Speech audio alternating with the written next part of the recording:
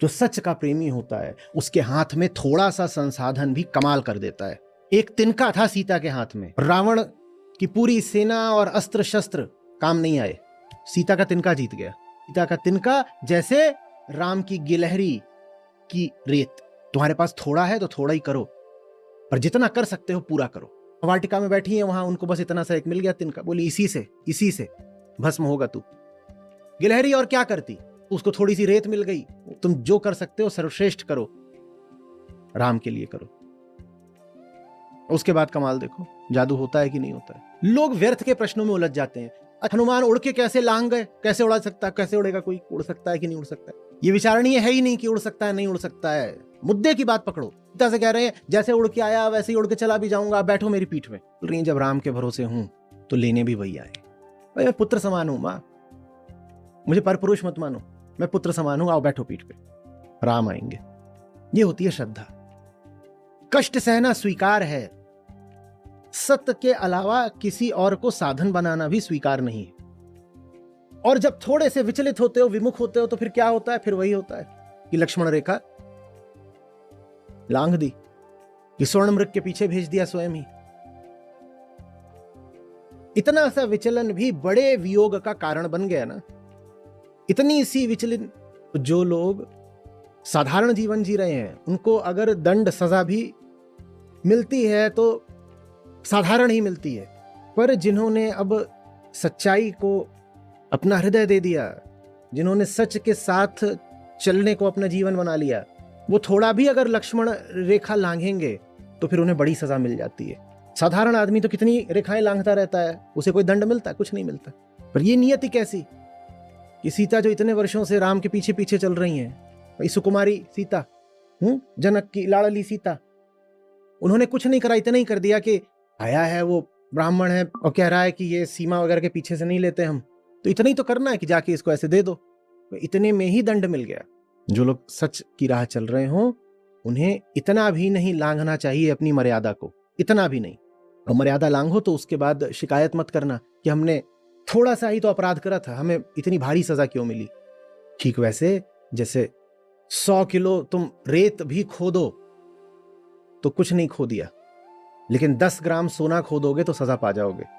प्रश्न यह है ना कि तुम्हें मिल क्या गया है। जिसको रेत ही रेत मिली है जीवन से, जिसने रेत ही रेत चुनी है जीवन से, वो 100 किलो रेत भी खोदे तो उसे क्या सजा मिलेगी। जिसने जीवन से अब सोना चुन लिया, सत्य चुन लिया, राम चुन लिया, अगर वो थोड़ा सा भी खोएगा तो बड़ी सजा पाएगा, क्योंकि तुम्हें कुछ बहुत बहुत जरूरी मिल गया है, उसको थोड़ा सा भी खोओगे कष्ट मिलेगा।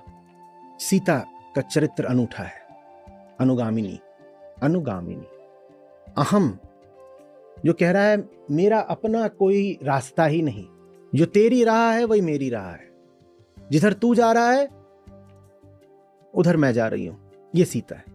वो सुना है ना, मेरा तो जो भी कदम है वो तेरी राह में है, ये सीता है। सीता माने कोई व्यक्ति विशेष नहीं, सीता माने कोई लिंग विशेष भी नहीं। जो भी कोई जीवन में सत्य के पथ पर चलने लग जाए वो सीता हो गया। उसको बस उस पथ से विचलित नहीं होना है। व्यक्ति तो करोड़ों अरबों हुए हैं, सीता कोई व्यक्ति थोड़े ही हैं। व्यक्तियों में थोड़ा विशेष हो सकता है, पर प्रतीकों में जो ऊंचाई हो सकती है वो अलग चीज है।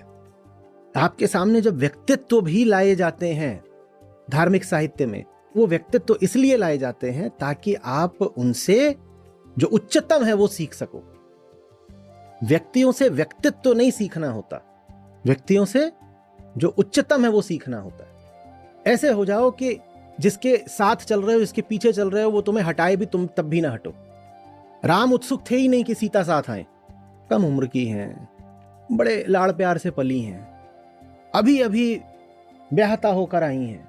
राम बोले ये मुझे मिला है ना वनवास, इनको थोड़े ही मिला है, ये काहे के लिए जाएंगी, और लौट आऊंगा, 14 बरस है बीतेंगे, तुम महल में रहो, तुम महल में रहो। नहीं, ये सीता है। नहीं, दुनिया की नहीं सुनेंगे अगर दुनिया हमें तुमसे दूर करेगी, तुम्हारी भी नहीं सुनेंगे अगर तुम हमें तुमसे दूर करोगे। अरे रुक जाओ यहीं पर, नहीं, अच्छा चलो फिर। और उसके आगे फिर मानस को आप देखें तो संत तुलसीदास का जो कवि है वो बड़े मधुर तरीके से वर्णित करता है। अब उनको चलना ही नहीं आता था, वो चल रही हैं वहां नंगे पैर जंगल में, तो कभी यहां उलझे कभी वहां गिरे और पांव रक्ते में हो गए हैं। फिर उनको एक ऊंचे पत्थर पे बैठा दिया है। राम कह रहे हैं दिखाओ, कह अरे अरे कांटे ही कांटे, बैठा के उनके कांटे निकाल रहे हैं। जितनी भी दूरी थी, बहुत लोग इस बात पे आपत्ति करते हैं कि अरे कोई पैदल पैदल कैसे बिल्कुल उत्तर से लेकर के नीचे पहुंच जाएगा वहां रामेश्वरम और लंका, कैसे हो सकता है कोई पद यात्रा इतनी लंबी कैसे, उस समय में वो भी बीच में ऐसे जंगल थे सब। तुम 100 ही किलोमीटर मान लो भाई, अपने तर्क को शांत करो। तुम 100 किलोमीटर नंगे पांव चल के दिखा दो, मत मानो कि 2500 किलोमीटर है, तुम 100 किलोमीटर नंगे पांव चल के दिखा दो, और वो भी राजकुमारी होके। जामारग साहब मिले प्रेम कहावे सोए, ये सीता है। ऐसा प्रेम जो सब झेल जाता है।